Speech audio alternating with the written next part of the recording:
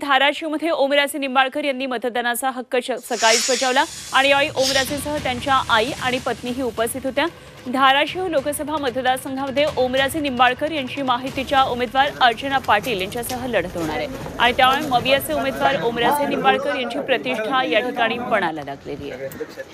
तर धाराशिवमधून आपण ही दृश्य पाहतोय। ओमराजे निंबाळकर यांनी मतदानाचा हक्क बजावलाय, त्यांच्या आई आणि पत्नी यांनीही आपला मतदानाचा हक्क बजावलेला आहे।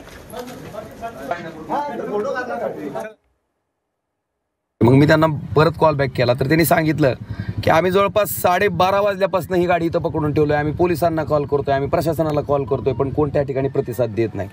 मग त्यांनी PSIचा नंबर दिला। मी त्यांना विनंती केली की काय नेमका प्रकार आहे, जो काय प्रकार घडलाय त्याच्या बाबतीत आपण काय त्या ठिकाणी दखल घेतली।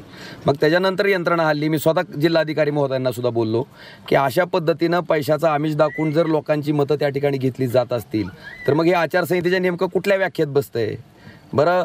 ह्या पद्धतीनं सर्रास चालू आहे, पूर्ण धाराशिव लोकसभा मतदारसंघामध्ये हा प्रकार चालू आहे।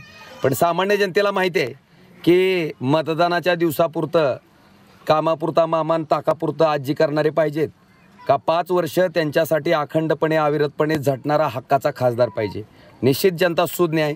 मला वाटतंय बेमानीनं कमवलेल्या पैशाला बेमानीनं उत्तर द्यायचं काम निश्चितपणे जनता करेल, जनता सुज्ञ आहे। पण मला वाटतं अशा पद्धतीनं निवडणुका जिंकायची। तर ओमराजे निंबाळकर यांची ही प्रतिक्रिया होती।